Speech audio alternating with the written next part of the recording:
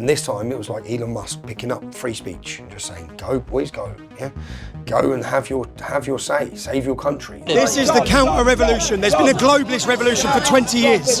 We are the counter-revolution. They've took our sense of identity, they've took our pride, and they've took our community. When you now fly into a British airport, if they want to, they can detain you, and you have no right to remain silent, and you have to give them all your passwords and all your camera footage. When you're just laying in bed at night, do you feel like you're at war? Oh, we are at war. Oh, we're totally at war. Thousands and thousands of people are descending on central London for, as you say, the Unite the Kingdom protest organised by this far-right activist Tommy Robinson. That's how powerful political correctness is. People think about how powerful is it? It made men stand and watch children be mad. Today, I'm here in the United Kingdom to interview Tommy Robinson. He is currently leading the largest revolution in the United Kingdom and faces potential imprisonment for and underneath the Terrorism Act, as he did not give up his phone password to the government. Right now here in the United Kingdom, you have major issues from freedom of speech laws to digital ID to the rise of Islam, mass immigration at levels that are unprecedented and that are not sustainable. And Tommy has been more attacked by any other person politically in the United Kingdom, as he's faced imprisonment multiple times. And now one jury alone will determine whether or not Tommy stays free here in the United Kingdom or gets sent back to prison. And now this is the Tommy Robinson interview. Tommy Robinson, you're leading the largest revolution in the United Kingdom right now. You've had, maybe just saying 100,000 people. You had millions of people out in the streets of London just the other week. What revolution are you leading? We're leading a cultural revolution. In fact, a cultural revolution in Great Britain, but a counter-revolution. It's a counter-revolution because there's been a globalist revolution for the last 2 decades across the West. They've taken power through censorship. They've attacked the family. They've attacked Christianity. They've attacked culture. They've broke us down. And now we're leading a counter-revolution to that. We want to get back to where we were. We want to get back to our British values, back to our family values. Now, what you witnessed last week was the largest gathering and protest in British history, the largest there's ever been. Something's changed, and it's been great to watch, because I've been trying to, for the last 20 years, the British public have been intimidated into silence. It's not just the British public. It's every European nation, every Western nation. People have been scared to speak. Scared because you lose your job, scared because of cancel culture, scared because of government-funded organisations like Antifa and groups like this violently attack you. So all of these things have played a part in managing to silence what I'd say is the most fiercest nation of men on the planet. And they've tried to silence you more than any person in, I'd say, United Kingdom history. Right now, you're facing imprisonment in just a few days. Yep. October 13th. You're going to go up before a judge, and that judge will determine your fate. The last rally you had in Trafalgar Square, after you showed a film, they then sent you to jail, imprisoned you for, they sentenced you for 18 months. Yep. Why do they keep coming after you every single time you get the masses into the streets of London and that you lead? Well, that's why they keep coming after me. Because I put the masses on the streets. I can galvanise the people. I can unify them. And anyone who can do that is a target for them. They don't want that. And they were successful for many years. They made me toxic. They made me invisible due to big tech censorship. So they controlled everything. Through Facebook, through YouTube. I was deleted off everything. X, all of them. What year was that? Deleted off X in 2017. I think YouTube 2018. Facebook the same year. All of them, Snapchat, every single social media, every one of them, totally banned. Not just banned, it was a whole new level of banned, because if you mentioned my name on Facebook, you got banned. So they made my name impossible to be spoken. They literally, and remember, I've never been prosecuted for a court for any hate crime, any racism, any extremism. I've never been arrested or tried or convicted on anything. So there was no court that decided I was to be deleted. In fact, if you go through the history, the UK government, there's videos of this. They sat down with the executives of YouTube, the government. So the Labour Party, now, Muslim MPs, of course they want to censor me, of course they want to silence me. I'm embarrassing them. I'm highlighting the rape gangs. I'm highlighting all the problems that open border mass immigration bring. So the government sit down with private companies and force them to remove me. There's actually a video of them saying, Well, we're seeing Tommy Robinson's videos recommended. And YouTube actually made a statement because they went through all my videos and they said, we've checked all of his videos and none of them breach any of YouTube's guidelines because they're all just journalism. And then they carried on attacking them and carried on attacking them. And then in the end, YouTube surrendered and they removed me, they deleted me and they made me invisible. But I've sort of come back from the dead, thanks to Elon Musk. And what involvement has Elon Musk had in your resurrection from everything you've seen, or your revival that you've seen here in the United Kingdom? Because if you went from being blocked from every social media site, from Twitter all the way to YouTube, there's nowhere for you to speak. But now we have X. How has that brought you back into the light of things? You see what you saw, you was here on the 13th of September. Everything you witnessed that day, none of it would have happened without Elon Musk buying X. That's the reality. The reality is we were defeated. I felt defeated and I had no hope. And I don't think many British people had hope for our future. Elon Musk buying X has reignited a fire and gave us hope and gave us a platform to discuss some free speech and give us a platform to be able to wake people up, to be able to tell the truth, to be able to have discussions, difficult discussions that need to be had. So Elon buying X certainly resurrected me. It certainly got me back into the public sphere. And when you're back in the public sphere, for all those years, the government could tell people who I am and journalists could lie about me continuously. And I had no way of countering it. Do you know how disheartening it was? I'd sit and I'd still follow it, Twitter, and I'd still look on social media. And I'd see all these stories about me. They're just lies. And I had no way of even saying, hold on, this isn't true. So what were some of those lies? So many. Just say far-right, extremist, racist, but I'll give you one example. Sky News, and dig this up. This is insane, yeah? Let me get my phone. What? And this is what they do. And when I had social media, I could expose them, yeah? So put in Tommy Robinson, I don't care. And this headline's still there, it's insane. I don't care if I incite fear. I sit down with Sky News, and the problem that they always had, so this is the headline, yeah? This is still a lead story for Sky News. Still right there. Still right there, yeah? Now, this whole thing is total lies, yeah? And I prove it. So, Tommy Robinson, I don't care if I incite fear of Muslims. That's the headline, yeah? So what I've done is, I sat down with Sky News, and what happened, they used to get me on all the chat shows in my early days, and I used to annihilate them with facts, yeah? And so they get me on to attack me, but the public would end up listening and supporting me. So in the end, they blacklisted me from all media, yeah? And then the only time they'd have me on is like this. But I know what they're doing. So like you saw the interview with this French girl the other day, I just record everything. But what I did when I sat down with Sky is I left a hidden camera over there. And I sat down like this, and I've done the full interview, hour and a half. And then this comes out, a 2-minute clip. And I read the headline, I thought, I don't care if I incite fear. I didn't say that. And I thought, I haven't said that. Yeah? So I watched back through to see where they've got that from.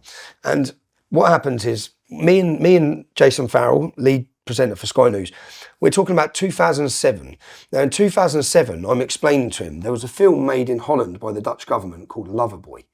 Now Loverboy is about Moroccan men in Holland grooming young girls, Dutch girls, through a Loverboy method, getting them to fall in love with them and then prostituting them. Which is what the grooming scandal is in the UK. Now this was 2007.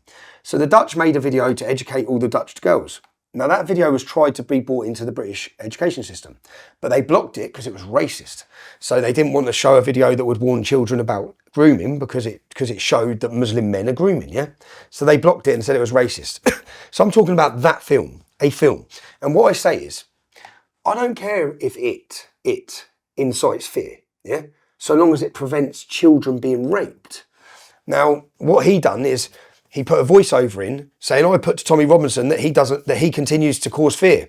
And then he cut my answer, talking about film, saying, I don't care if it incites fear. Yeah? But when you actually go to their own video on YouTube and you go to the wording, now to get this headline, which changes the context of what I said, I don't care if I incite fear. I never said I said it. So even in their video and you watch it, I say it. But they got rid of the T and they removed the S to change the whole context. So it's like, I don't care if I'm inciting fear against Muslims. I never said that. The context was changed by a voiceover to a question that he never even asked me. And I had the full video of it. So I then put the video out saying, this whole headline in this story, that was the second most protested and complained about show that year via Ofcom. We have Ofcom, which is like a body to deal with fair media. Yeah. So that was the 3,500 people complained about that. That nothing happened, and the lies are still there. Yeah, so the media, they've been proven to not be trustworthy year over year. I have absolutely 2007. That article was 2018. 2018. That article was 2018. But I've made documentaries, Panodrama, Panodrama was a documentary where, so Panorama are the lead BBC investigative documentary maker. Yeah, they were making a documentary about me. They are specialists in covert recording. Now, when they were making a documentary against me, I come out of jail, and they made it because 660,000 people signed a petition to have me released from prison, and 30,000 people marched on Parliament. That worried the government. My level of influence and public opinion was rising. So they were doing a hit job of a takedown documentary on me. I sent a girl, I don't know if you've had a chance to watch this documentary, it's unbelievable, yeah. I send a girl undercover into Panorama. So their specialist is covert recording. So I send a girl to covertly record the head of Panorama. Do you know what I got on him? I got him making sexual allegations against me. I got them planning to make sexual allegations against me. So everything we think about the BBC, I got it in covert recordings from the head of Panorama, sitting down with a girl. He sits down with a lady. I've got it on covert recording. And he says, what I want you to say is this, and this. If you say these three things about Tommy Robinson, they will all go in the documentary. So he's telling her what to say. That's not journalism. So then Panorama... It's not even journalism, it's like directing. It's a totally staged documentary. Yeah. Now I got all of that on covert recording, and then Panorama come to interview me for their documentary.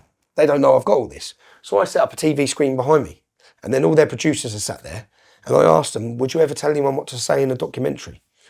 Would that happen? He said, no. I just said, press play. The covert recording, and all their producers just put their heads in their hands. And then I had so much on them, yeah? So then I just kept going, what about sexual allegations? Because basically, the girl that I sent undercover into them said, I've got a recording of me arguing with Tommy, yeah? And they were like, does he get aggressive? And she was like, he shouts, but I'm screaming at him, I'm abusing him. And they say, don't worry, we can cut all that out. Yeah, we can cut all that out. And then they get all excited and they say, we're going to make a sexual thing against Tommy Robinson. It's like, so then I sit there and say, and then she tells them that the disagreement we were having was about work. Yeah, so nothing about sex, but they were going to totally change the context of an argument that they had a recording for to make it into a sexual allegation. So they wanted to paint me as Harvey Weinstein. This girl was offered £5,000. They introduced other journalists to run newspaper stories. So I got all of it on covert recording. I produced a documentary called Panodrama. Yeah? Within 24 hours, it had 2 million views.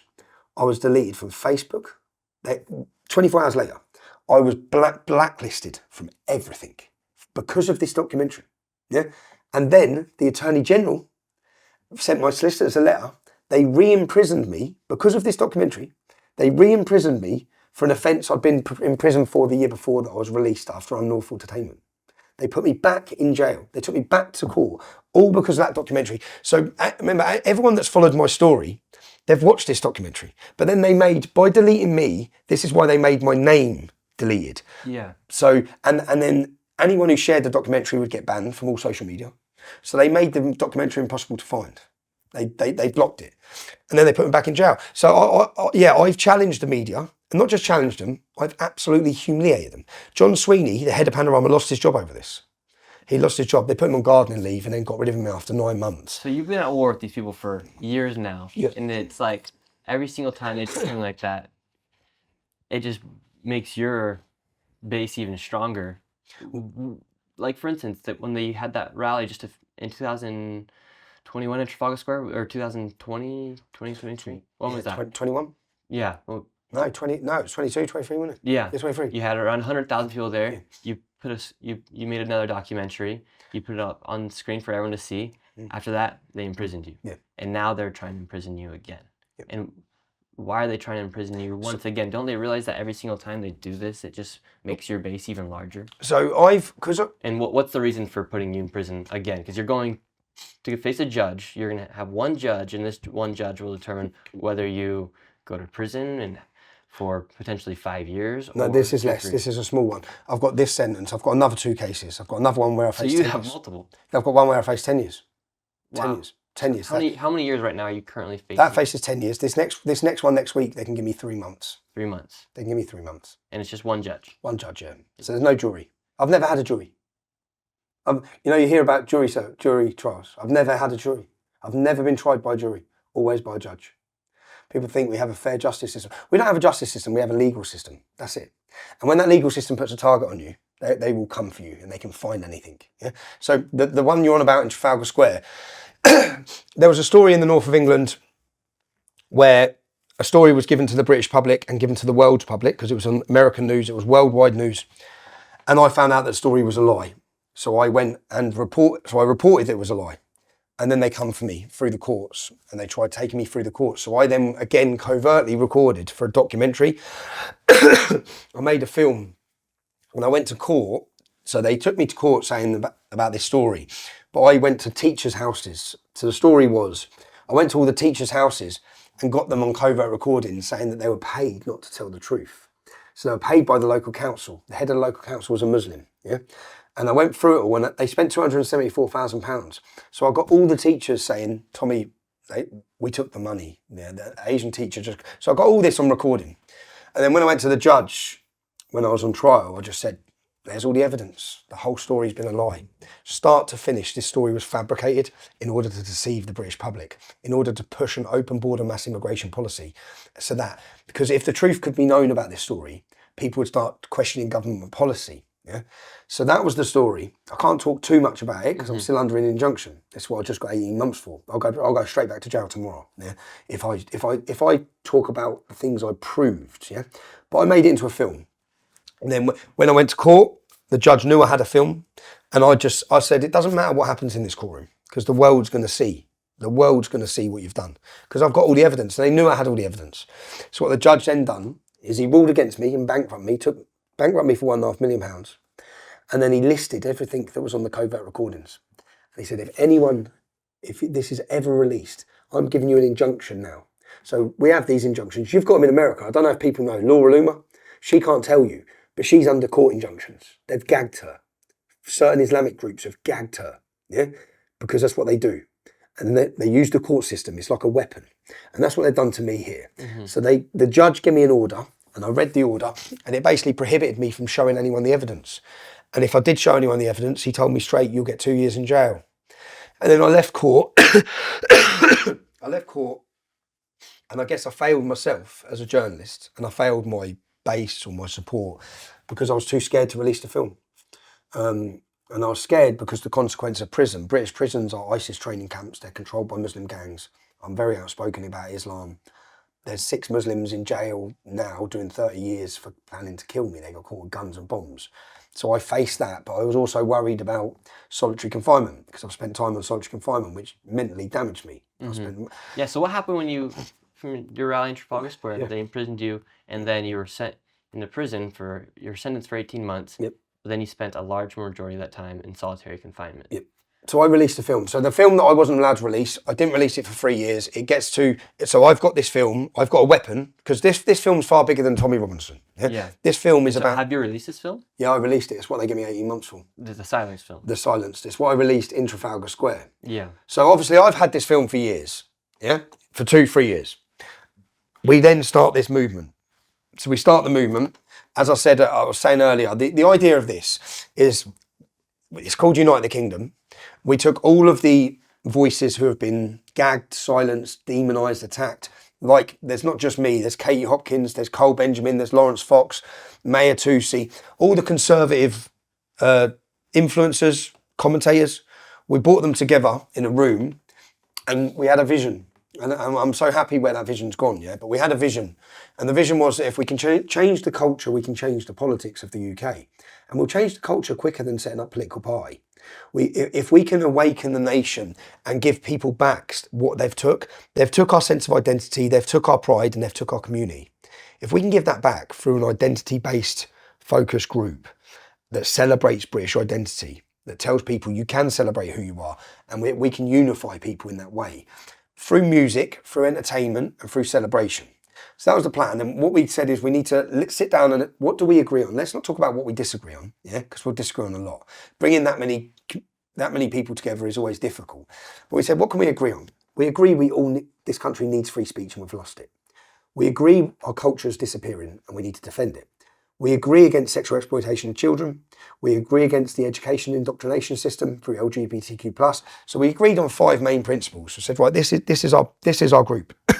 And overnight, say like, if you was in the UK, Nick, we'd have brought you into this group, yeah? Yeah. You've got nearly 1 million subscribers on YouTube. So the people we sat down had 1 million, had 500,000, 1 million on TikTok, 1 million on this. And the idea was that when we all come together, if we're going to fight for British culture, like that, now, if we combine all of us under one umbrella, then the BBC can lie, government can lie, we can counter it to the biggest audience in the world at the click of a button, if we all bring ourselves together under one banner, which is what we did.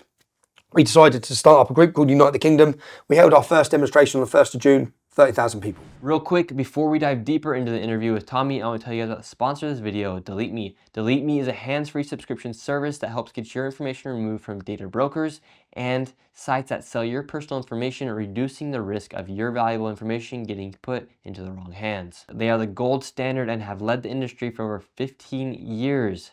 Helping people keep their information safe from data brokers. And the great thing about Delete Me is they continuously remove your information from these data brokers. They don't just do it once, they do it all year round, and they have real privacy advisors who are real people who work at your own customer request when you need it. I've been using Delete Me for over a year now, and so far they've scanned over 14,000 websites, and they just scanned even more and got my information removed off of 4 more sites. Now is the time to act. Go to joindeleteme.com/Shirley and use code Shirley for 20% off, or you can scan the code right here. Now is the time to act. Go to joindeleteme.com/Shirley and use code Shirley for 20% off. And now let's get back in the interview with Tommy Robinson. The second demonstration, which is what you're talking about, 27th of July. So, but I've had this film the whole time. Yeah. I know they want to lock me up for 2 years, yeah? But I also then thought, I've got social media. The world's watching this now. Yeah? At this point, you have X. I've had my ex back. I've come back to the UK. We've been reborn thanks to Elon Musk. We're back active. I'm organising rallies. We're uniting all the people who have been attacked and demonised and silenced. We're back. It's like he literally lit a fire in my belly, yeah, and just said, and it was like every time I fall down, it's like someone just picks me up. And this time it was like Elon Musk picking up free speech and just saying, go boys, go, yeah, go and have your say, save your country. That's how it felt, yeah. So I was in Spain. I was living in Spain at the time. I'd just come straight as soon as I remember it. I was on the beach. I was sitting in a restaurant, and my ex just flicked back on, and I was like, because I was still always looking at X. I was still always obsessed with it. Yeah? My ex account flicked back on, and then I saw Katie Hopkins, who's another lead commentator who's been attacked, bankrupt. They've done exactly to her what they've done to me, and I saw her account. So I messaged her saying, "Katie, our accounts are back," and she went, "What?" I said, "Our ex accounts are back." And then she was like, "Oh my fucking God." I said, "We're back." Because Elon had bought X, and a lot of people had been bought back. We never got bought back for about 9 months. So I didn't think I was coming back. And then it come back, and I was like, Jesus, man. And then I couldn't remember the password, so I couldn't use it. I was sitting there just wanting a tweet, and I couldn't use it. And then, but then I reached out to someone who reached out to Elon, and then they reset my password, and then boom, I jumped on a flight back to the UK straight away. And I jumped on a flight back to the UK. October 7th had happened. Hamas and their supporters had took over our capital every week. I'd watched it for 6 months. And here in London? Here in London. Every week, Hamas and their supporters had took over the capital city, and no one had countered it. So I come back. As far as them having protest? Yeah, protesting. The Free Palestine movement? Free Palestine movement, well, it's a pro-Hamas movement, but the Free Palestine movement, but the police allowed them to call for the gas and the Jews. The police allowed them to attack our sacred war memorials. The police allowed them to fly terrorist flags. The police allowed them to call for jihad. There was no counter to what they were doing. The police had literally stood down and let terrorists take over the capital. Yeah. I then come back to the UK, and it's Armistice Day. When you come back on that flight back, are you like, all right, it's go time? Like, would you say that's when the revolution? I'd say that's when that's started to build. Yeah, that was the start of this. And it started with this first because I went, I looked at Armistice Day, which was our sacred day. to remember our armed forces. And there was a pro-Palestinian rally. So I made a video saying, you're not going to ruin Armistice Day in our capital city. So I'm calling on all men, all British men, get yourself to London. Yeah, we're coming to London for our Remembrance Day. And about 3,000 men turned up, or 4,000 men turned up. And that was the first rally. So 4,000 turned up, and the pro-Palestinian mob got nowhere near Armistice Day. There were clashes, there was a few it was quite lively. But we were on the streets. From that, the Attorney General sent an email straight to my solicitor, warning me that they could they could charge me for contempt of court. Now, I hadn't released this film, Silence, but it had been leaked in America at a cinema. General Flynn was there in 2021. So it had been leaked for 2 years. No one mentioned it. No counter to it. I come back, get my ex-count back, hold the first rally. The government contact my solicitor saying we're warning him. So then I made a video to their warning, basically saying, fuck you now. I'm not heeding your warning. Yeah? Here's my warning to you, to the government. Come and get me for the film. Yeah, come and get me because you're going to make the world watch it, and I know what the film shows. Yeah, but they hadn't. What does the film show? The film shows total and utter corruption from the British judiciary, total and utter weaponising, a stand down of the police, fabricated news story. It shows the unholy alliance of media, government, and police. All working together. And I got it all start to finish on recording and covert recording, hidden recording and evidence. I got school records, I proved everything was a lie. Yeah. And I knew I had this film. But then, so they said they were coming, they warned about coming for me. About 3 weeks later, just before July 27th, then the film was in 2 places online. I'd never released it and I'd never mentioned it or promoted it. Yeah. And both those places, it was an American outfit called Mice Media and a YouTube channel. It got deleted off both of them the same day. So both the people contacted and said, film's been deleted. Yeah. So I rang my solicitor and said, they're coming for me. 100% they're coming for me. Because what they're doing is they're deleting the film from anywhere. So when they come and grab me for prison, there's no film. Yeah. No one gets to see the film. We're now got July 27th. So then I sit my family down and say, look, everything's built up for this. Yeah. This rally that you're going to have on July 27th. It's going to be the biggest patriotic gathering Britain's ever seen. I knew it was. And this is, just for people to know, we're talking about the rally that took place. Not the one that recently took place. Not the recent one. The last one I was at before this. 100,000 people. We filled Trafalgar Square. 3 big screens. Now at that moment, I know they're going to come for me for the film that I haven't even released. So at that point I thought, right, let's go. I'm releasing the film. So I then publicly, in Trafalgar Square, to 100,000 people and 1 million people watching online, because I knew what I was doing. Yeah, here's the film. I'm breaking your court injunction. So you're just sitting there at the top of Trafalgar Square, 100,000 people are watching. You're like, all right, here we go. Yeah, here you go. You want to put me in prison? Here's the film. And it was letting my supporters and letting the million people watch this film. This film changed everything. Yeah? This is the evidence of the corruption of the judiciary. And the reason being, you see the corrupt courts, they've been weaponised against Donald Trump. They've been weaponised against Steve Bannon. They were weaponised against General Flynn. They're weaponised against Marie Le Pen. They're weaponised against Geert Wilders. They're weaponised against anyone who spoke up. Morten Messerschmidt, Danish People's Party, Peter Bryson, 20 arrests. Anyone who spoke out against mass immigration and against the globalist plan, they used the courts against you. Yeah? But I had the evidence here that shows a far bigger picture than Tommy Robinson. It shows start to finish and catches on camera how they operate. So I played it in Trafalgar Square, and but I was scared, and I had to tell my kids. I said, I'm gone. If I play this film, I know I'm gone. Yeah? I knew what I was doing, but I was sort of throwing down the gauntlet at the government, saying, go on then, come and do it. Yeah? You're going to come and do it anyway. Do it now. And then I had X now, yeah? So I pinned the documentary. I released it on that day, we played it, and it was released on my X account. And then they come for me. The next day, so July 27th, we hold this event. I then travel the next morning. I'm driving to Spain. I get to Felixstowe and I'm detained under the Terrorism Act, which is what I now face court for. Yeah. So, and this is where... So are they labeling you as a terrorist? They detained me under Article 7 of the Terrorism Act. And when they detained me, their words were, Tommy, because they said, we're detaining you under Article 7 of the Terrorism Act. And I went, Terrorism Act? Are you taking the piss? What are you talking about? And I got and they said, Tommy, look, we know you're not a terrorist, right? But this legislation allows us to do this. I said, allows you to do what? And they said, well, you have to do an interview now and you have no right to remain silent. So I said, I have no right to remain silent. And you have to give us your passwords for your electrical devices. So under Article 7 of the Terrorism Act, when you now, Nick Shirley, fly into a British airport, if they want to, they can detain you and you have no right to remain silent and you have to give them all your passwords and all your camera footage. Now, from my point of view, which is when they said this, I said, look, I'll do your interview. So they interviewed me for 6 hours. Now, what they interviewed me for 6 hours was nothing about terrorism. It was all about my legitimate lawful activities as a journalist. So I'm a journalist. And what I explained to them is, no, you don't have a right to my sources of information. They're protected. I'm a journalist. Who gives me information is protected. Now, I've done documentaries against the BBC. I've exposed NGO, Media Matters in America. Well, the equivalent of them, or even the ADL, the equivalent of them is a group called Hope Not Hate in the UK. I done a great expose documentary on them. Yeah, so you've exposed all these people, then they want access to all my stuff. They want access to all your stuff, Yeah. and you refuse access. And I refuse access. And now you're labeled as a terrorist. Now I'm charged under the Terrorism Act. But I've done the interview, and in the interview, when they questioned me about this. What's your plans?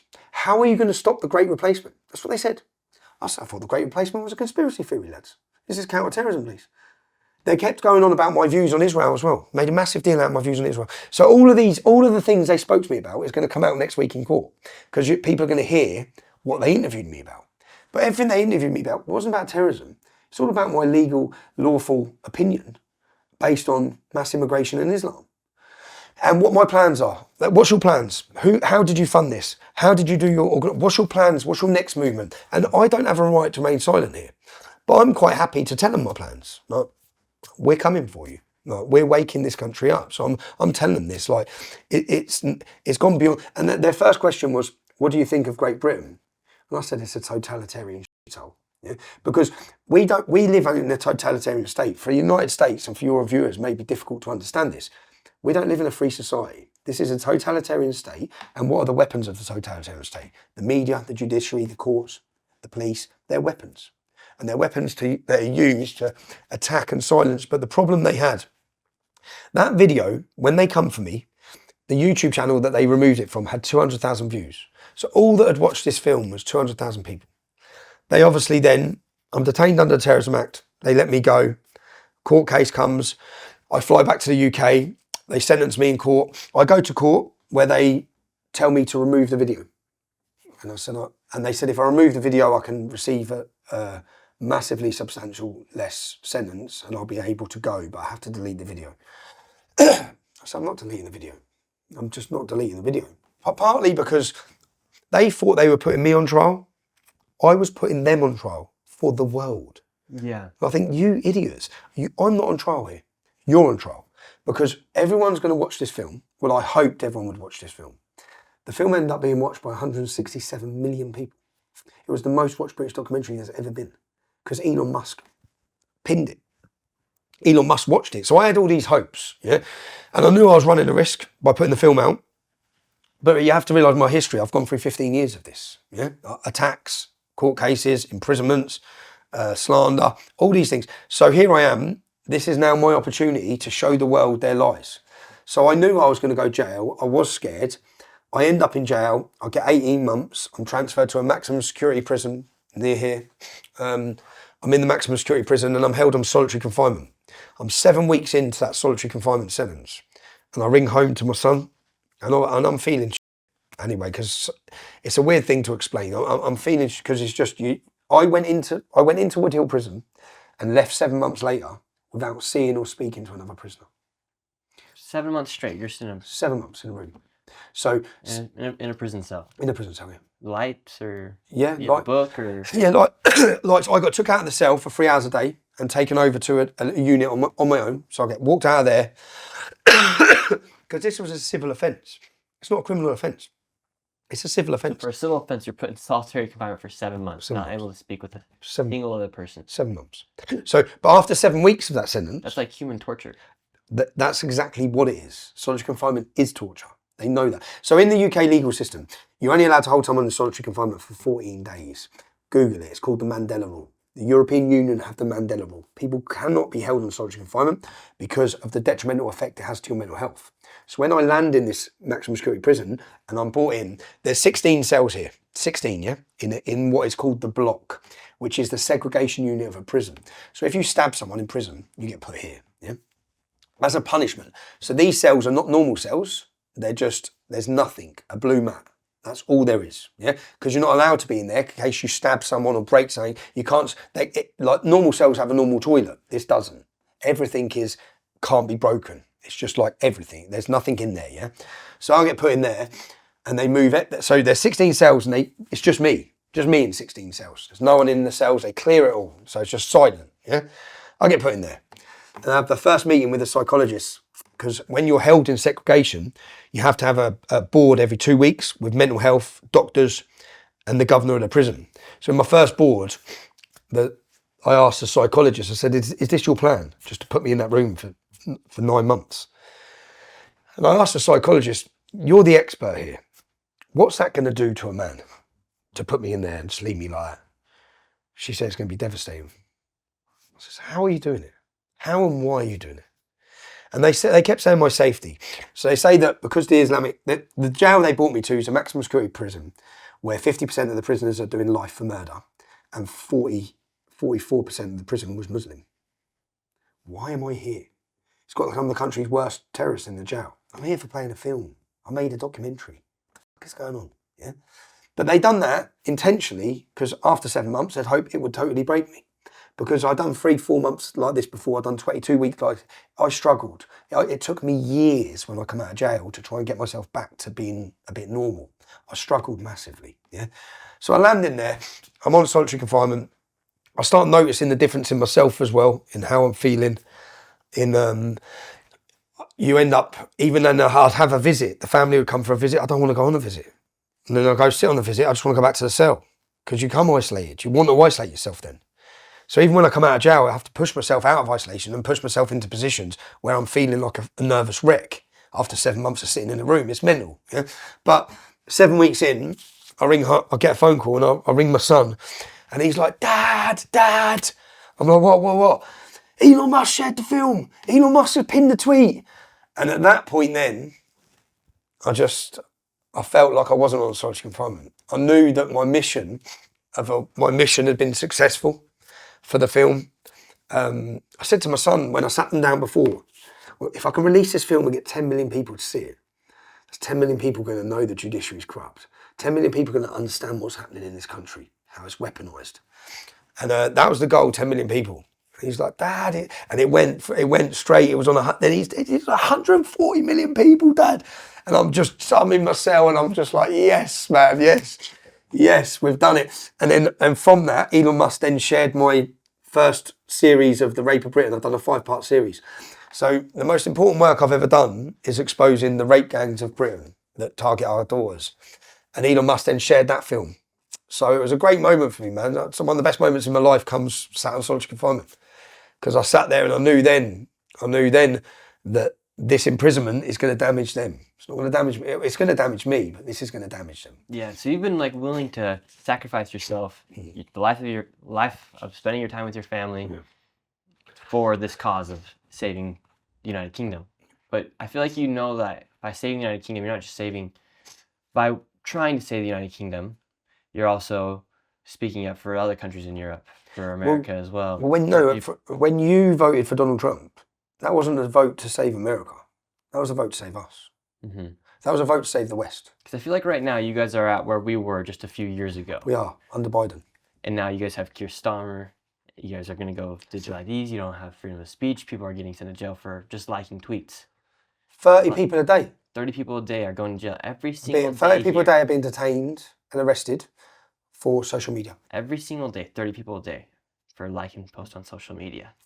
And you're kind of the only man that really had the guts to stand up when nobody else was. Well, you get to hear my story. The difference with me is that I've got to a point where they can't get rid of me. Yeah, everyone knows the story. Because how are you able to now go up and post "fuck Hamas"? They picked me for that. I got arrested for that. Really? I got arrested 2 months ago. I got detained. But you just recently posted. I keep posting it. F Hamas, F Palestine. I told them it in the interview. So they nicked me for free Twitter posts, and they showed me the Twitter post, and it's fuck Hamas. I said, yeah, fuck Hamas. Yeah. And again, for me now, I throw the gauntlet at them. Yeah, take me to court. Yeah, go on then. Take me to court. Because by taking me to court, these secret little things that they've been doing for decades are no longer secret anymore. Like the film, Come and Get Me. Yeah, 167 million people. The million people you saw on the streets last week, it's because of that film. And lots of it is because people saw the film. So I got over 20,000 birthday cards when I was in prison. I got sacks and sacks and sacks and sacks of mail daily. Yeah, all I'd done all day was read and dissect and realise, smiling, this hasn't worked. You have actually helped. Now, what's my goal as a journalist? What's my goal as an activist, and what's my goal as an Englishman? Yeah, because you're just a journalist. You're just an activist. You're somebody like me. Yeah. Like maybe 20 years from now, they're doing the same thing to me if the United States ever goes that rogue. far back. Yeah. But I don't think we are. But you're just somebody who saw what was happening in their country. You've been exposed it. Then you were attacked by the people who you thought would probably be like excited that you exposed it, right? I'm sure at one point you felt like, oh, maybe finally like the UK, the government's going to be like, amazing, he's shown everybody this. But what you realized was completely the opposite. Well, the country I thought I lived in 2009, when I first started talking, I very quickly realised was a very different country. I thought I lived in the beacon, the land of freedom and democracy, Great Britain, the Magna Carta. I thought that was the country I lived in. And then I realised, shit, man, shit. There is no free speech. And when did they start taking away freedom of speech? Well, there's a facade that you have freedom of speech. It's a facade. We live in a post-free speech era across Europe. There is no free speech. And we don't have many people who actually believe in it. At least you actually believe in it. Americans have a strong belief in free speech. Our government hate it. They hate it. They hate us having freedom to talk, discuss. But the reason being that if we can talk, we can expose their policy failures. All the problems I talk about, mass immigration, Islamic rape gangs, jihad, terrorism, all of them are policy failures on behalf of our government. These people shouldn't be here. The border should have been closed. The rape gangs should have been arrested. So when I started talking about it, yeah, you'd think they were happy, but then when you start delving into it, you realise police forces, police leaders, community leaders, religious leaders, political leaders, they all knew what was going on. So all of them have got dirty hands here. All of them, if we're able to expose everything, have allowed this to happen. They need to be imprisoned themselves. They didn't want anyone to expose it, and rather than deal with, if you've got 1,000 jihadists here and you've got one bloke here talking about them, they've chose to crush the one bloke. That's what they've done. And they've done that to me, but to many people like me. Again, you hear Tommy Robinson's story. There's so many other Tommy Robinsons that you didn't get to hear their story, who have been put in prison, who have been silenced, who have been attacked, who have been scared. When you're just laying in bed at night, do you feel like you're at war? Oh, we are at war. Oh, we're totally at war. At the rally, the last rally, I was walking the streets as with the people as well, seeing what was going on. I mean, I heard chants of like, Allah, Allah, who the F is Allah? Yeah. That's not a good, it's not probably the best thing you want to be hearing if you're a Muslim here inside the United Kingdom. Yeah, well, as somebody who... Unfortunately, the phrase Allah Akbar has not been destroyed by us. Yeah. It's been destroyed and become synonymous with what? With aggression, with domination, with jihad, with attacks. So from a British man's point of view, we're fed up of hearing fucking Allah Akbar. We're fed up of it. We're sick to death of it. It's chanted, not in a religious way, in an aggressive, in a dominating way. It's chanted in an abusive way, in a sectarian way. So people... British men, we sing songs to do with football and get our messages across. Allah, Allah, Allah. Who the is Allah? We're fed up of hearing about him. We're fed up, sick to death of it. So I can understand people thinking, well, Allah Akbar. But then you have to put it in comparison to what people are reacting to. We're reacting to jihad, reacting to terrorism. Allah Akbar. You're sitting in the UK. 48 hours ago, a man screamed Allah Akbar while murdering people in Manchester. Yeah? Every Westminster Bridge, Allah Akbar, while stabbing women in the neck. Allah Akbar while blowing up a concert for the young children. So that response of Allah, Allah, who the is Allah, is in response to that. If you're a Muslim living in the United Kingdom, should you be worried? Well, no Muslim little girls have been raped by gangs of Englishmen. So Should they be worried? Who's worried? We're worried. It's us that are worried. It's not Muslims or mosques that are getting blown to pieces. It's us. It's churches. It's synagogues. So should they be worried? The country is awake now to what Islam is. I don't want individual, innocent, decent Muslims to be worried or feel fear. But they have to understand the fear that we feel. We feel a fear for our country. We feel a fear for the future. We feel a fear for our daughters. And we're sick to death of it, to be honest. At what point does this break out from a revolution to a civil war? We're already in a civil war. Not a civil war, we're at war. If our security services wouldn't have stopped the jihad attacks, then every single month for the last... Jesus, man. Every month for the last 10 years, there'd have been football stadiums, aeroplanes, nightclubs. People would realise we're in a war zone already. Yeah, but we have a great security services. We have 40,000 British Muslims on the terror watch list. 40,000 of them. So every single day, people of Great Britain know that they have 40,000 people among us. Among you guys. And out of that 40,000, labeled as terrorists. Out of that 40,000. But then you're also labeled a terrorist. Well, no, I'm detained. Detained under terrorism legislation. Underneath the Terrorism Act, they're classifying you. No, but these are 40,000 Muslims on a terror watch list to be watched. Now, out of that 40,000, 3,000 of them are monitored 24 hours a day, 7 days a week. Now, that costs £9 billion a year. And are they just walking around? Yeah, they're out, yeah. So basically, our government know that they're a danger and they're a threat, and rather than do anything about it, which we should be interning them, because we're in a war, they should be interned into prisoner of war camps, because they should be, because they're the enemy of this country, yeah? But they're just walking around waiting to commit attack. They're just following them, waiting for them to do something. And all the last attacks, like the attack this week, he wasn't in the top. He wasn't even in the 40,000. Yeah. So what are these other men like? So, yeah, it's just we're waiting for these men to attack us. Half of those men are on dual nationality passports, so they shouldn't even be here. They shouldn't even be here. But if you look at 40,000, when we have a Muslim population, that's an entire... It's an army. It's an army. We've only got 70,000 armed forces. Now, 40,000, if you double the Muslim population, if we keep, it doubled every 10 years in Manchester. In Manchester, the city where the last attack was, when the Ariana Grande concert attack happened, 26 people blown up. Now, Salman Abedi, whose father come here, he was part of a terrorist organisation. We gave him refugee status, same as this latest one. He come here. I looked at the statistics for Manchester. The Muslim community went from 25,000 to 50,000 over 10 years. The next 10 years, it went from 50,000 to 100,000. Now, if we carry this on, the next 10 years, it's going to go to 200,000, then 400,000. There's only 500,000 people in Manchester. So you're a generation away from losing the whole city. Now, America really needs to wake the fuck up, yeah? Because we've been given warnings for 15 years of how quickly this can happen and how dominant Islam comes. And it's happening there. It's now happening in your cities. I see what they're doing in Texas. I see what they're doing in Dearborn. You see it all. Well, the biggest city in America, New York City. Muslim mayor. They're about to elect a Muslim mayor. Yeah, and not just a Muslim mayor, but a radical sympathiser to jihad Muslim mayor. It's insane. But America needs to wake up. But we've watched all this. So when you look in Manchester, it's doubling every 10 years. Now, what would happen if my hometown is called Luton Town. When I was born in 1982, we had one mosque. We now have 45. Yeah? I've watched it. We're a minority. English are a minority. Yeah? It's a Pakistani city. So what does that bring? And how does it change? Now, in 2013, I looked at the figures for the community. I looked at a demographical change predicted by 2030, a 17-year period. The Pakistani and Bangladeshi community were going to increase by 70 to 77%. Yeah? Our community, white and black, by 1.3 to 1.4.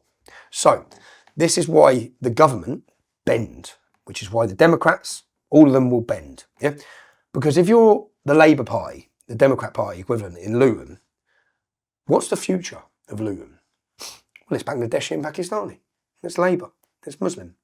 Which is why we just recognise the state of Palestine. Because Labour have to. Because their future and if they want power, it's coming from Muslims.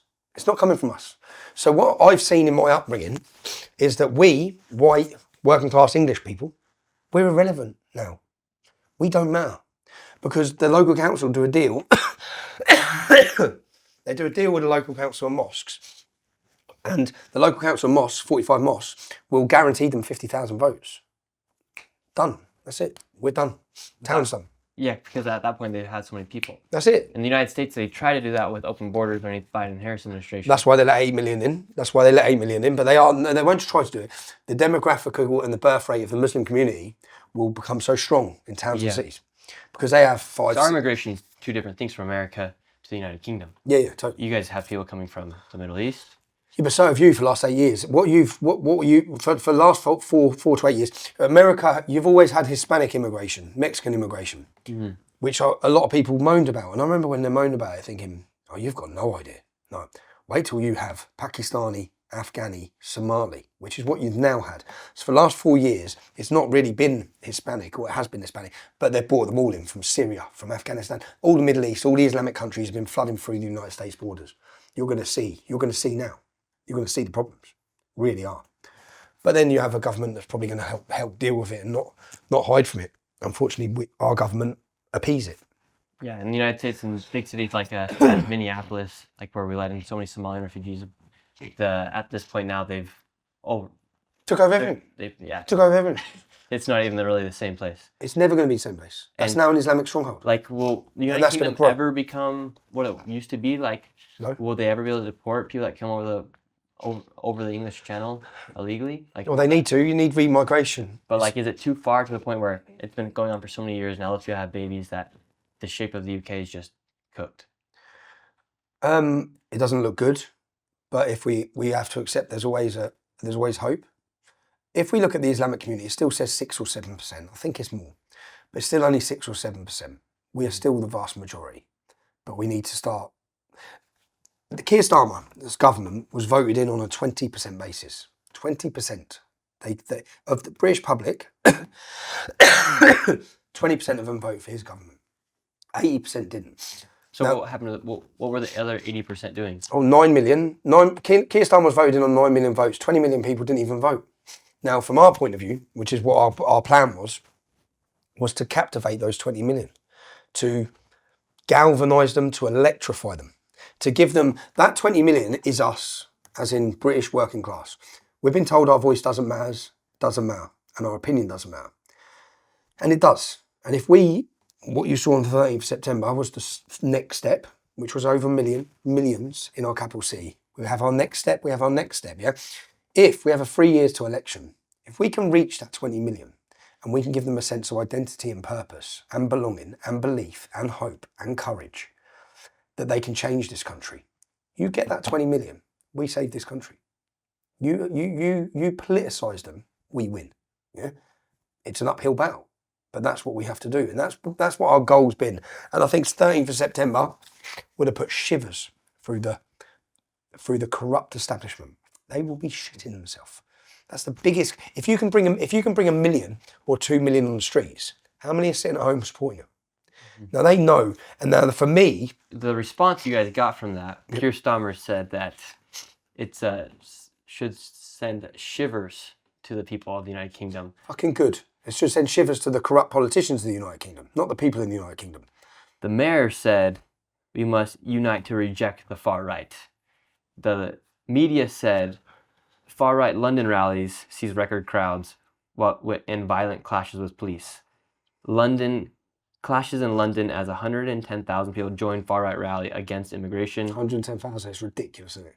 It is ridiculous. When you see I was there. You could see people for millions. There's millions. Streets were filled. The biggest far-right march in Britain history. This is another one. Tommy Robinson's Day of Rage. Did you know what's mad? You were there, you watched it, you took part in it, you experienced it. Was it a day of rage? Or was it a day of beauty? It was not a day of rage. Gospel bands. There were some fights that broke out, but those fights broke out because? They were provoked. And what I saw when I was there at September 13th, everyone was excited, everyone was happy, everyone was marching down the streets. They all had their flags. It was just like a swarm of flags. A great day of people were just expressing their love for their country. And then towards the end, I walked back, and this is where I saw the fights break out. I saw what the police did is they barricaded you guys. They did a very good job by putting you guys in Whitehall. You guys had potentially 1 million and up to 3 million people there. So they put you guys inside of Whitehall. Not very big. It's like there's probably 4 lanes, right? They put you guys in there, and then just to get out, it took me about 20 minutes to walk from the stage to leave, because that's how many people were inside the crowd. And then I left, and I was walking back towards Trafalgar Square, and I noticed a small group of protesters, or people that were going to see you speak, because you're about to go speak. And at this point, the police had set up a barricade to block off the far left protesters that had signs of the anti-Tommy Robinson, and they had the Palestinian flags. It was Antifa, all those people, right? So they barricaded the people. They had the police on one side, the protesters on the other, and then the people that were there to listen to you speak. The people that were there for the rally or protest, whatever you want to call it. The police then, one man stepped over, and he started going after the police, because they started shoving back and forth. And then the police came all the way over their barricade and pushed everybody down another block. And that's when you see a guy get beat with a baton. I see it. I saw it on your video. It was very much provoked. But you know the maddest thing? When you say it's provoked, our supporters were never meant to be on that road. So we had an agreement with the police the whole time, yeah? Because we knew where the far left were. They were behind our event. So our supporters were never, that road that runs along the river, that was supposed to be blocked off the whole time. Now what the police done is, I'm going to put it down to whether they were set up, whether the police set us up, or whether it was sheer scale of numbers that they just didn't prepare for. Yeah, there were so many people, every road was full. Our supporters then ended up in a road that the police put them in, yeah, that they never should have been in. And when they put them in that road, they then locked them off. So then they blocked our supporters in a little side road next to the far left extremists. When, for all our negotiating with the police, these roads were never meant to be open. Our supporters are meant to be kept on this bit, so we never see them. Yeah. So yeah, an incident like that happens. I just put it down to, look, millions on the streets. If we look yesterday, there was a demonstration yesterday by pro-Palestinian. There were 490 arrests. Our event had millions on the streets. There was only 1,000 people. Our event had millions on the streets. There were 26 arrests, and I think 18 of them were from the other side. So there's 10 arrests roughly from millions of people. And when they say a day of rage, they keep digging their own graves, all of them. Remember, 8 million people watched live. 8 million people watched that event online on X, just on X, yeah? 8 million, okay? That's 8 million people who saw a day of celebration, a day of beauty, singing songs, speeches, everything. They didn't see a day of rage. Then you've got the millions that went, and 99% of them didn't see a day of rage. So when they see these headlines, they just think, well, that's bullshit. It's just lies, it's smears. But the problem for the government is, where we're at now is, people were scared. They're not scared now. I'm telling you, something massive has changed. So I see people talking on camera now, women outside hotels, organically organising themselves, that never would have spoken on camera 2 years ago. The majority of people I saw were just patriots for the country. They all had the flags. You also saw a lot of people that had just gone for the first time. I asked a few older ladies, I said, is this your first time ever coming? And they were saying, yes, this is our first time ever coming to an event like this. You're seeing protests erupt here every single week outside of migrant hotels, as the government is shielding the people that are inside these migrant hotels who have been known for committing crimes like rape, for other grievous things.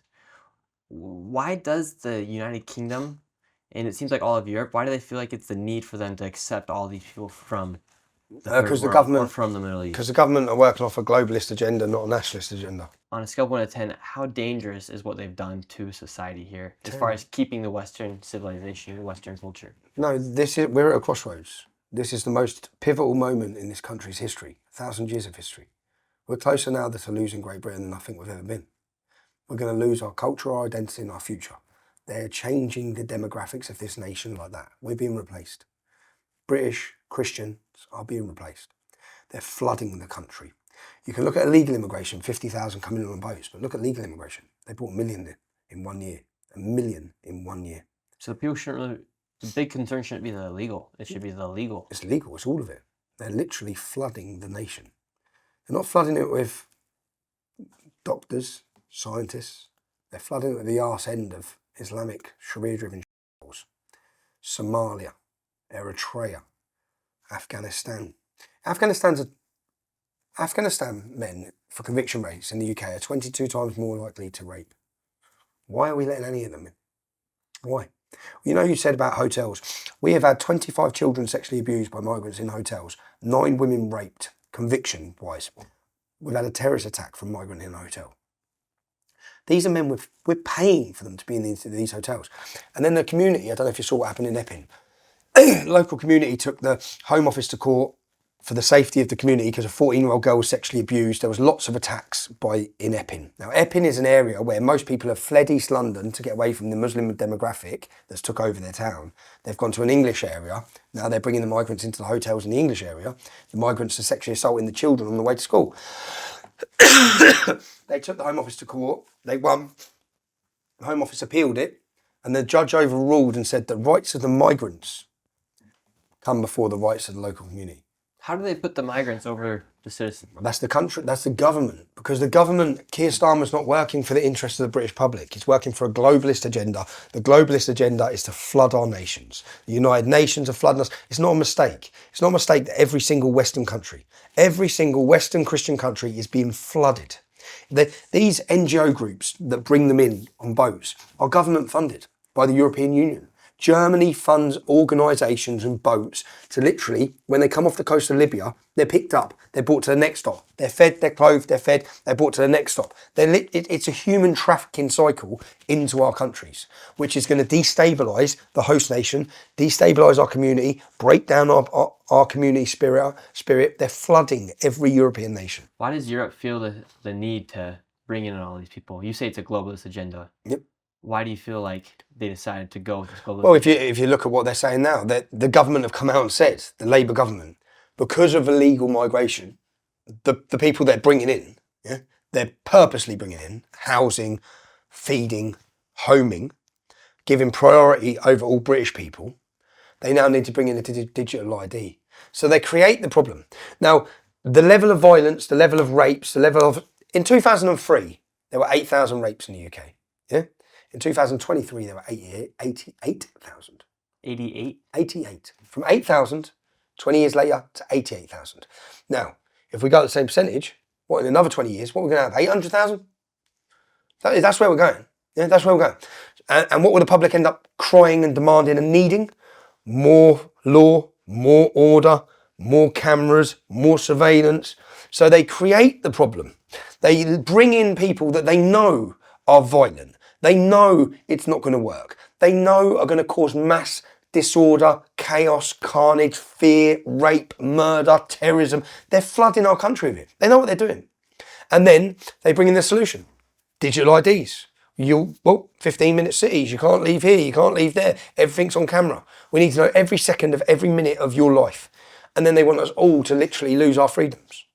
There can be no other explanation. Digital IDs. So Donald Trump cut your border crossings by 95% in a week, pretty much. We need a digital ID, apparently. We're a bloody island. We're an island. It's not hard to defend this island. It's not hard to stop illegal migrants. It's not hard. Let's not pretend it is. Put the Navy there. You can stop them tomorrow. In fact, if you just deport everyone that comes, they're going to stop coming anyway. But you don't deport them. You house them. You feed them. You give them money. You give them everything. So you're drawing them in. You're actually inviting them. In my Irish documentary, I've done an island documentary called Plantation 2, Rise of the Celts. And when I went there, I looked at Irish politicians, and this Irish politician translated in 6 different languages. And what he translated when we translated it, which went out in 6 different nations, so they literally promoted that if you come to Ireland as a refugee, within 3 months, you'll be given your own house key to your own home. Yeah. So I took what they'd done. Here's their social media posts for the Irish government in these 6 nations.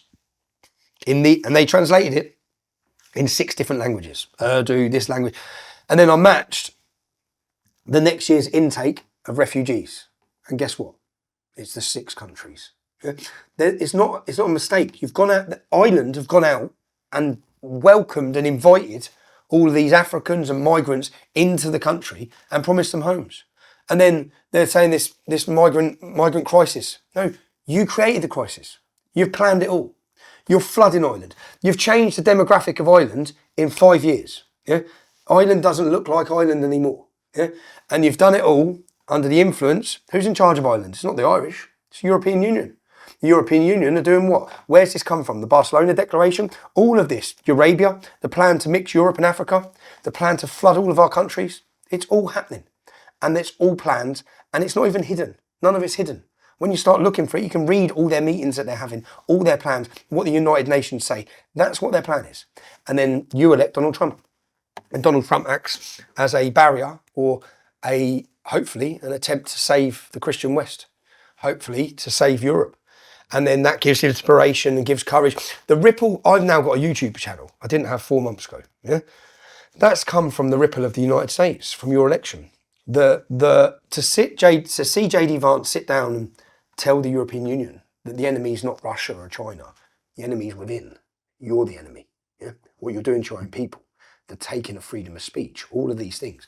So we have hope because we listen to your politicians who are the only people standing up for us as British citizens to stop our attempted slavery and our attempts to take all of our rights and freedoms is JD Vance, Donald Trump and Elon Musk.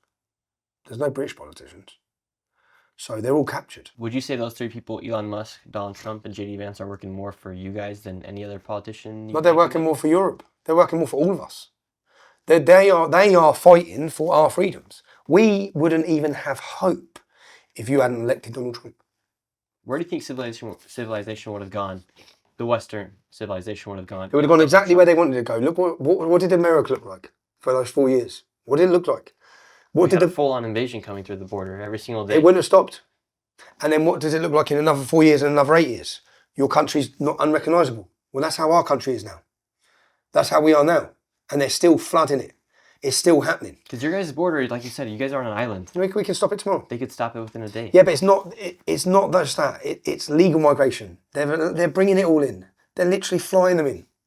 They're flying them in. So you had your political revolution under Donald Trump, I'd say. Yeah? You had your fight. We need that. But to get people into a position of that, we've had a harder job to wake them up because of censorship and the way they've demoralised everyone and apathy and all these things, which is where our cultural revolution comes in, which then plays into the cultural revolution, creates the political revolution. And do you think Brexit was a good idea? Brexit was a great idea, but we haven't had Brexit. We haven't had it. Nigel Farage stepped away, done a deal and just walked off, never went through with it. So we need a government that's actually going to give us Brexit. Brexit was voted to stop immigration, and they accelerated immigration straight after. And in the EU right now, for countries like Poland, they're the only country that, them and I believe Hungary, are the only countries that won't accept migrants and they get fined every single day. Yeah, they're getting fined, and they're getting fined and attacked. But they're also the safest countries, isn't it? They're the safest for terrorism, for rapes, for everything. But Poland, that is the future. I'd say the future, I sit here quite happy at the minute, because I've gone through this for 15 years. There is a mass awakening happened.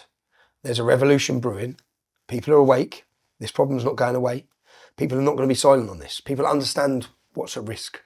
When you see, there's also a Christian revival happening, because as you lose your identity and you lose your culture, you start searching for where it come from. What built Britain? The Bible built Britain. That's the reality. Yeah? Christianity built Britain. The reason why this is the most successful nation, why Western civilization is superior to any other civilization, is because of Christianity. And they attack Christianity. They've tried to demoralise and they've infiltrated the church. They've weakened it. But masculine Christianity is on the rise. Young men are searching again and they're finding church. They're finding their faith. They're finding what made us the country we are. And wokeism, it's pretty much the idea of wokeism is taking God out of society. And what replaces it? What replaces God? What's replaced God in Great Britain? LGBTQ+, Marxism, communism, Islam. There's a void that's been left. Because if it's not God, if it's not from God, it's from the devil. It's from the devil. All of those points I just made are from the devil. All of them. But if you remove God, you leave a void. What fills that void? Which ideology? Now our government get on their knees to every ideology that wishes to destroy everything that's great and successful about this nation. And Christianity, and I've gone through my own journey on Christianity because I wasn't a Christian. Yeah? I've gone through my own process. A massive wake-up call for me was the Paris Olympics opening ceremony. To see Christianity under such attack, to then know if they're attacking it this much all the time, there must be a reason why. And if there's such evil and depravity and Satanism and such evil, there has to be the counterbalance. And what is the counterbalance? It's Christianity. And then we need to refine our faith again. And even to people, I say, even if you don't believe in Jesus, the way of life that built this country, the success of this nation, come from this. The values that all of us, and I only realised myself when I started dissecting the Bible, which I've never done, everything comes from the Bible. Every core, every belief, every saying, it's all come out of here. And we've lost it. Poland hasn't lost it. See, Poland's still strong in their culture and identity and religious belief. So it hasn't lost it. Hungary's still strong. The countries that have lost it are the Western nations where the church has weakened. Our church is pathetic. So our latest now, the new Archbishop, pro-Black Lives Matter, pro-abortion, pro-LGBTQ. You don't represent the church. Mm-hmm. And on the topic of Christianity and topic of kind of somewhat violence in the United States, and you're seeing it in Europe as well, with the death and assassination of Charlie Kirk, we've seen far left get more and more dangerous. Just since Charlie Kirk, you've had people shoot at ICE officials in the United States. You're seeing Antifa on the rise. But that's all encouraged again. All of it's orchestrated, all of it's planned, all of it's funded. It's not a mistake. All these groups, they're like government boot boys. Well, they were, but now Trump's in. I just saw they're going to dismantle Antifa. It's the best news you can ever get. Because Antifa have been used as a weapon on behalf of the establishment and the globalist agenda to terrify anyone, to attack everyone, to beat everyone. And then not just that, your politicised court systems, then don't prosecute them. Then let them go. BLM riots, just let everyone go. It's insane. And then you look at the judges that let them go, and they've usually come through, all been funded by George Soros. He needs imprisonment. They need to finish George Soros. That man and his ideas and his foundations are responsible for the destruction of the West. And someone has to now, he has to pay for it. Why has George Soros done so much to try to dismantle? For his worldview, for the globalist plan, they want to destroy the West. They don't want America to be a superpower. They want to bring America down. They want China to be the superpower. And America nearly were losing all of these battles until you elected Trump. With Antifa and with these domestic terrorist groups in the United States now, we always hear the word George Soros. What involvement does he really have in what's going on? And he pulls the strings in all of it. And even if he dies, he's sorted out so that his corporations and his movement and all of the policies and all of where he wants his agendas will continue. The money will just continue.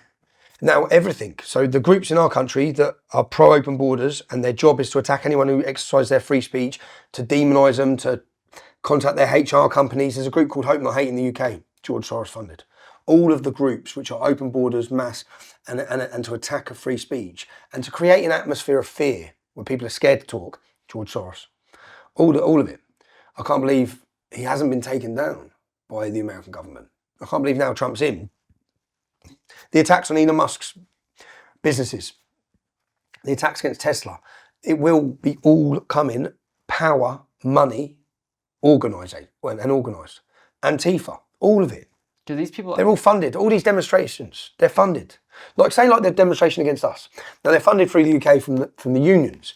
We had our demonstration, you saw millions of people. The opposition was 5,000 people. All the coaches were free. Everything was paid for them. Everything was paid for. And they can only get 5,000 people. But yeah, George Soros needs taken down. George Soros is the enemy of freedom, the enemy of Christianity, and the enemy of the West. Tommy, you kind of got your start from exposing what was happening inside of your hometown.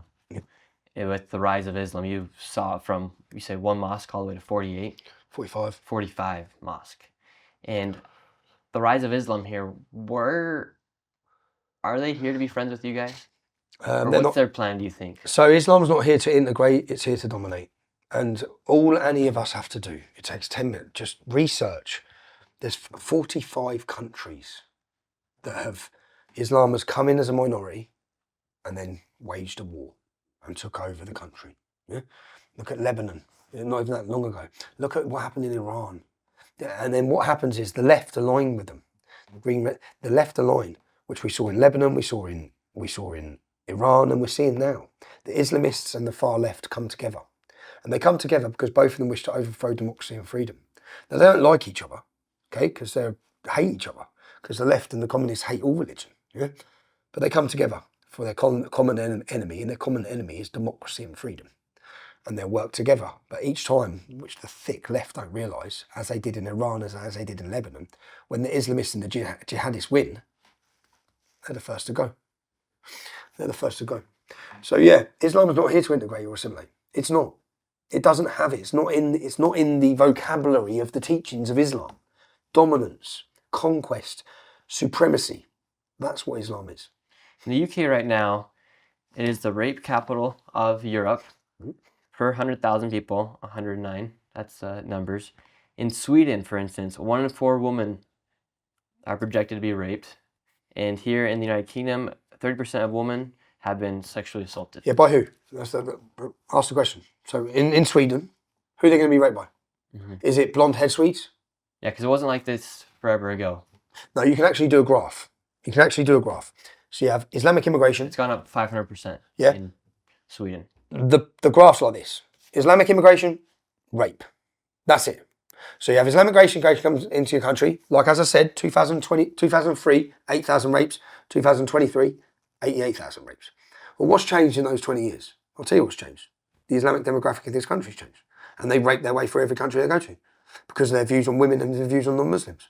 And the fact that the Quran says 4 times explicitly that they can take non-Muslim women as sexual slaves.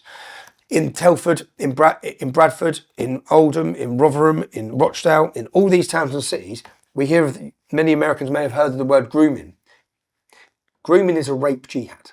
They call it grooming. It's a pretty little word they give. Grooming is what you do to your dog. This is rape jihad. This is young British English girls being taken by groups and hordes of Islamic men and targeted in the most horrific torture and sexual abuse you could ever think of. And whilst they're doing this, the council, police and government let them do it. Say that out loud. Like, if you actually just say it out loud. Great Britain, the most civilised, one of the best countries in the world, what you think from your country is Great Britain, and what the world would view Great Britain as, allowed an invading army of barbarians from Islamic shells to rape their way through a generation of our daughters. And they let them do it. And the reason the police let them do it, and this isn't my opinion, this has come out in all the government investigations in all the different cities, the reason why they let them do it was because they didn't want to be called racist. So an entire police force, every institution was paralysed with the fear of being called a racist. That's how powerful political correctness is. People think about how powerful is it? It made men stand and watch children be raped. Mad. And then when men like us started finding out about it in every town and city and trying to highlight it, they then wanted to crush us. Not crush the gangs, they crushed us. The idea of nationalism has kind of been victimized, like people attack you for wanting the best for your own country. Well, and now that's gone. See, we haven't even been able to say, this is our country. Yeah, people haven't felt confident enough to say, this is our country. When I say our country, this isn't Somalia, it's not Pakistan, it's not Iraq. They can go back to those countries. Where are we going to go? We're a minority already in many towns and cities. Yeah? If we continue down this trend of mass open border immigration, of Islamic demographical change to this country, where are we meant to go? And which Islamic country gives minorities rights? Which one? Where Muslims are a majority, where is it a good human rights record? Where are there minority rights for the Christians or Jews? There's not. There's genocide, like happening now in Nigeria. Like happening, people keep going on about Palestine and the genocide. Bullshit. There's no genocide in Palestine. Yeah? The genocide is in the Jewish populations and Christian populations of the Middle East. They went from 3 million to 300,000. Yeah? Look at the Syrian Christian population. Where are they gone? Where are they? They're dead. They're being burned alive now. Being burned alive by jihadists who have took over the country. So, and now we welcome those same people here. And if they're all here. Our armed forces were sent to fight the Taliban and fight Al Qaeda and fight ISIS. And whilst they're fighting them over there, they're all just being bussed in, flown in, and then taking over our towns and cities. They take over our towns and cities. Every prison in this country is took over. America, they are going to take your prison system. You have no idea. You think you had black gangs and Asian and white gangs. You're going to have Islam. It's going to dominate every jail. And then what it does, and then it gets the most vulnerable. And it gets people, most people in jail, I've done my prison sentences, I've met lots of people. Most people in prison have been wrong their whole life. They're there for a reason because they've been wronged. They've started on the wrong path of the wrong family, with the wrong drug addiction, with criminality, with fatherless homes. They've been wronged their whole life. Islam then takes them and turns them against the system. And it gives them a sense of identity, belief, and brotherhood. And it gives them the enemy. And guess what the enemy is? It's going to be America. They're building an army. Right from our prison system. MI5's figures, not mine, 800 come out radicalised every year. They are building an army of the toughest, hardest, most criminal men. So you're saying from inside the prison system, they're building an army. They're building the army. They're building an army. So when somebody like... Someone gets 20 years, they get converted in jail, yeah, by these converted to Islam. Everyone's converted to Islam. Everyone. As I just gave you the figures for Woodhill Prison. 6% of this country is Muslim, 44% of the prison Muslim. Yeah? They're taking over. Every dispersal, every maximum security dispersal is now 50% Muslim. Yeah? They're taking over. Now you take a hardened criminal who doesn't care about breaking the law, we know that, yeah? And for 5 years or 10 years, Sharia, Islam, jihad. Then you open the prison gate. Excuse my language. Then they open the prison gate. And then those men, because of the Salafism and Wahhabism, the most extreme forms of Islam, the mosques that speak English are the Salafist mosques. So anyone who does convert, when they come out, they go straight to the radical mosques. That's it. We're losing every battle. We're losing every institution. They have taken over every institution and no one's stopping it. And the reason they're not stopping it is because if you're told the truth, you need to stop. You need to separate Muslims from non-Muslims. In the prison system, have your Muslim jail. Yeah? Have your Muslim jail. But now we have a non-Muslim one where people are not going to be bullied, forcefully converted. They're being forced to convert. Beaten up and attacked unless they convert. You want food, because Muslims control everything in the prison system. You don't get, you want food, you'll get 5 chips. And then the Muslims get all loads of food because they give it to all the Muslims. Everything is being used. And there's so many battles being fought, and we're losing all of them. And we're losing all of them because we have weak, cowardly leadership that won't identify or even talk about the problem. If you look through again, I started talking about prisons 20 years ago, when I first went in there. I started talking about what's going on there. Only now are they sort of, and even in the government investigations into the prisons, the reason why it wasn't dealt with, because they didn't want to upset the Muslims. They didn't want to be branded racist. So you didn't want to be branded racist, so you allowed vulnerable young Christian men to be bullied, intimidated, radicalised, converted, and sent out of prison as jihads. Many of the attacks that have come in this country of terrorism have come from prison converts. And what I mean is, your American system and your prison system, they're going to do it. They're doing it now. I've been watching videos. I'm looking at the demographics and the changing numbers of prison statistics. They're going to take over your prison system. I've never thought about this. Are they going to take over? Like your government really need to stop it now. Separate them now. Separate them. So why have we got all these Deobandi imams? Why have we even got imams? Get them out of the jails. Get it out. Get it out. Separate it. Stop it. Stop allowing them. Because you know what? The prison system is totally halal for them. They love it. It's great. Their pathway to heaven is conversions, and that's all they're doing all day. It's converting everyone. I've never thought about this as far as like the prison system. They could then use that to then teach, and then when they release, then they're out into the Islam Brotherhood. They have a whole entire community to go to. They're using it. It's happening now. It's happening now. Now Muhammad, if you know the life of Muhammad, so what Muhammad did, Muhammad will come and to start when he started his teachings. Who did he start with? It's the same as the prison system. He went to all the outcasts all the criminals who had been kicked out. So all the towns, all the wrong uns who had been kicked out. He went to them and said, look, God's told me we can go and rape all these people and take all their stuff.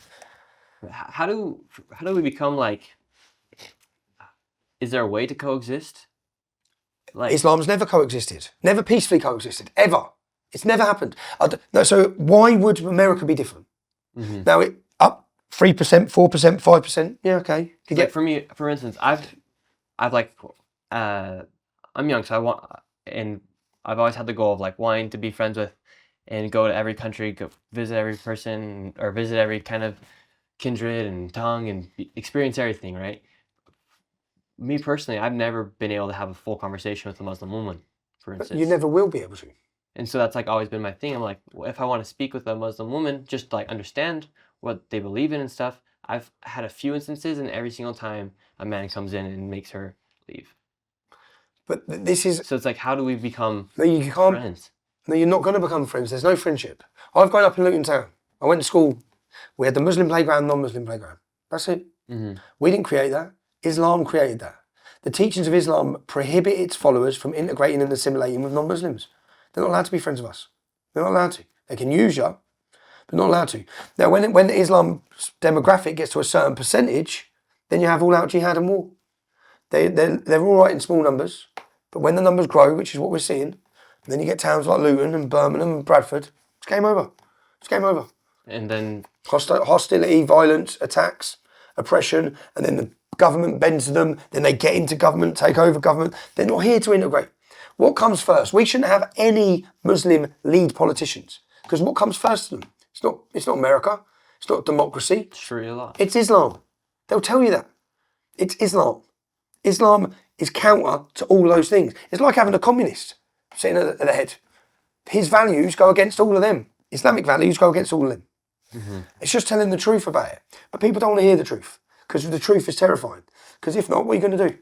What are we going to do? What are you going to do, America? You've let millions in. What are we going to do? There's millions in. They took over whole towns and areas now. What are you going to do? And they're all armed. Is there any hope for Europe? Yeah, there's hope. Any hope for the United Kingdom? There's hope because the country's now awake. It was difficult 10 years ago. I want to point out something from your rally. There's a few statements that really stuck with me. I spoke to, and these are from women. These are from women who came out and supported it. And she's like, we aren't far right, we're just right. And then another lady said, awake is the new woke. Because a lot of the people coming out to the rally, they're labeled you as far. They're labeled you They're as just far normal right. people. Are you far right? No, never been far right. And they label you as Not far right, not far wrong. Not far right, not far wrong.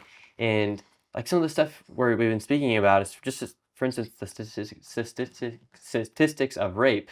Let me give you some statistics. I've done a 5-part series called The Rape of Britain. Yeah, it's a documentary series. You can watch any of my films at trfilms.co.uk. Watch these exposés, yeah? Watch these investigations. So I went and spent 12 to 18 months in a town called Telford. And I picked Telford because Telford had 1,000 children raped by Muslims. Yeah? Telford has a 1.7% Muslim population. There's none there. Yeah?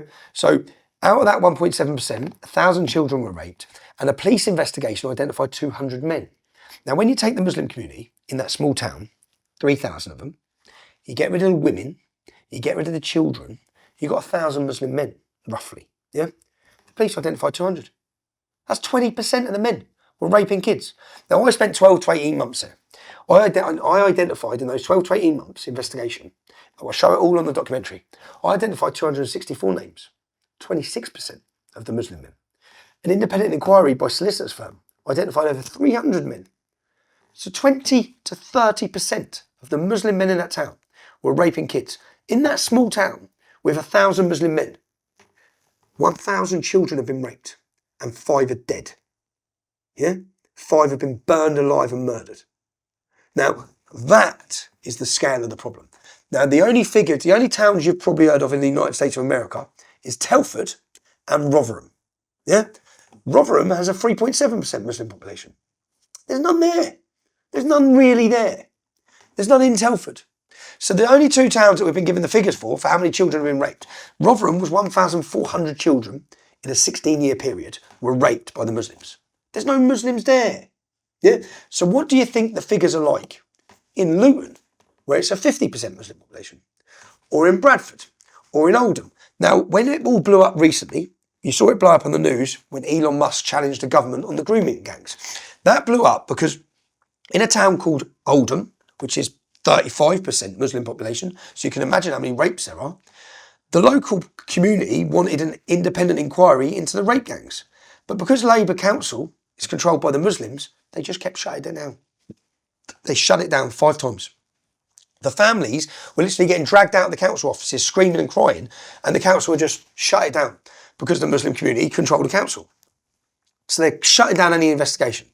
So then there was people stood as independents, saying we will get an independent inquiry. So then the non-Muslim community voted for the independents to get in. So they got rid of the Labour councillors and they got independents and they got elected on the ticket that they would have an independent inquiry. So they get into council. They then go to the Labour government from the local council, because that's what they have to do. They asked Jess Phillips, this is what blew it up in January with Elon Musk. They said to Jess Phillips, we want an independent inquiry, because so the people elect people based on a ticket to get an independent inquiry. The people elected then go to the government, we want to have an independent inquiry. The Labour government shut it down again. So shut down locally, they have an election to get people in, then Labour government shut it down again.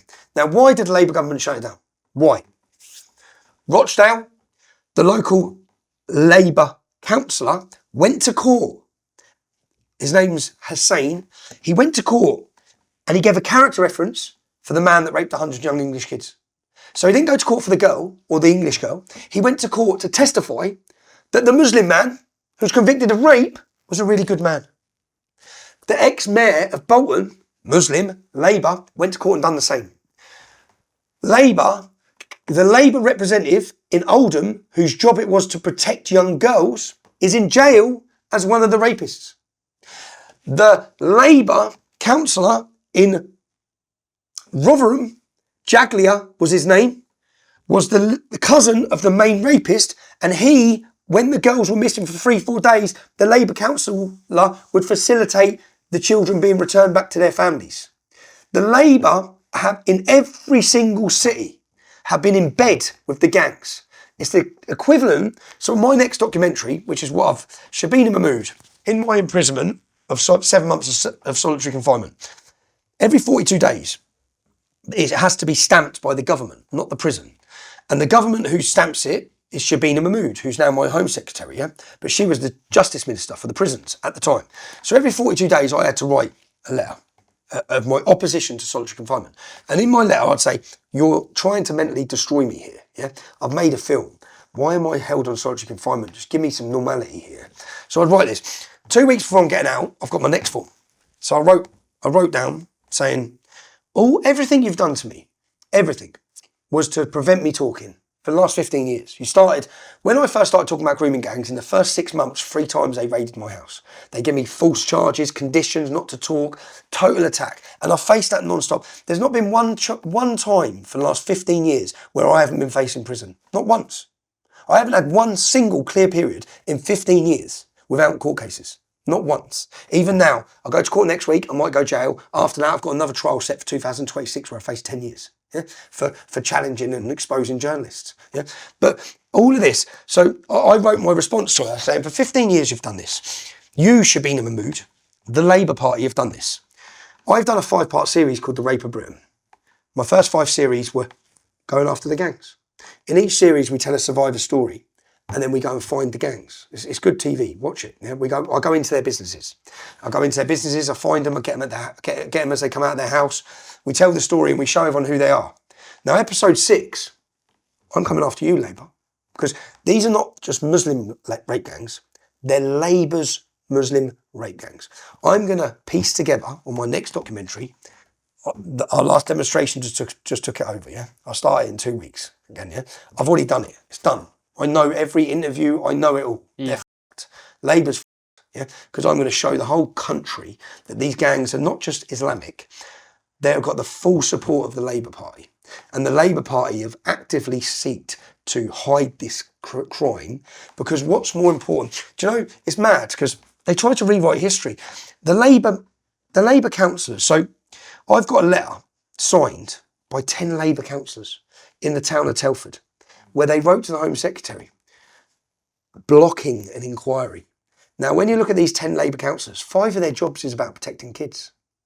They're all part of the cover-up. They're all part of the cover-up, but no mainstream journalist has gone after them. None of them have gone after the gangs, but we want to see the gangs punished. But I want to show everyone whose hands are dirty, and that's the Labour Party. So in Shabina Mahmood, it's quite funny because so my last letter to her was, I'm home in 2 weeks, and when I get out of here, I'm coming straight for you. And that's probably why I face more prison and face more problems. But at the same time, Because you will not back down. no, but I won't back down, because why should I back down? Is one. I'm right. I've known I'm right for 15 years. Everything I'm saying is right, and not just right. You see where our country is in 10 years if we don't save this. My children. So if someone's going to fight, I want to fight, not my son. Yeah, I want to be the man that fights, and we need to fight right now. I'm not saying go out and physically fight and cause violence. I'm saying that we as a country need to fight against the tyranny we face, against the attack on free speech, against the invasion, against the attack on Christianity. All of these things, they all work together. It's like a jigsaw. But right now, again, I'll have to end this now, Nick. Yeah, but I'll end it on a happy note, because a lot of what I say is depressing. Yeah. This country's ready now. It's ready for massive change, and it wasn't ready. We were trying to talk about this 10 years ago. No one wants to listen. People would shout at you. And I've gone from hated to embraced. From people realising and listening now to what I said 15 years ago, thinking, he was right. He was warning us. And it's not like I had a golden ball. I grew up in Luton. I know what it's like. I know what's coming to every town and city. Yeah? But now, and again, British men, it's in our DNA to fight. It's who we are. Historically, throughout the whole of our country's history, throughout the whole of our bloodline, we fight. Yeah, but they had us feminised and weakened, where people forgot who they were. And British men now, and British women, we've got a women's army that's grown. They're remembering who they are. And who they are is a nation full of the most fearless men and women who fight tyranny. The tyranny's coming from our government, and the people are going to fight them. Yeah, it's no joke. You say it's no joke. It's no joke when we say a revolution has started in. Oh, it's starting, man. And you're leading. Watch it. People will read about this in history. There's a British Revolution. No, that's why I think this in interview, and I've known you for a while, and I remember you followed me on X when you got back after you probably seen one of my videos at the border or whatnot, and then I went and met with you, and then the next day I'm at this rally and I hear Tommy Robinson. I'm like, oh, this guy is actually a pretty big deal. And then I've watched you and I'm like, what's happening here is a legit revolution. You do not just get 1 million people on the streets for nothing. No, it's happening. Yeah. And it's real. And it's not going anywhere. It's not going anywhere. And anything they do, so it's like now, yeah, put me in jail next week. You're just going to blow us up here. Try and stop us. You're just going to put us back up here. Every move you've made. Now, they put Lucy Connolly in jail. That's a mother in the UK for a tweet. She's got 31 mums. That was supposed to put fear into every British mum. They locked up Peter Lynch, and he died in jail, a grandfather, for a non-violent crime. They've done all of these things very publicly. They locked me up for 18 months and put me on solitary confinement. All these things are meant to demoralise and strike fear into the British public. All you've done is light a fire. You've lit a fire because you've let the public see what you're doing. And then if there's one thing the British public don't like, it's a bully. If there's one thing that they don't like, it's injustice. Now, you managed to scare them. They're not scared now. They're not scared, and they're coming out with us. So we've got the support. And the problem's going nowhere. Nick, I'll see you at each one of them, yeah? Yes. Keep documenting it. Thank you, Tommy. Cheers. The revolution is real. Tommy's leading it. I mean, this interview and things that are going to come will be historic from what you're doing and unite the kingdom. Unite the kingdom, mate. Unite the ripples from the United States, and it's unite the kingdom. We're going to unite the kingdom. The next demonstration is unite the kingdom, unite the West. That's the next one. Thank you, Tommy. Cheers, man.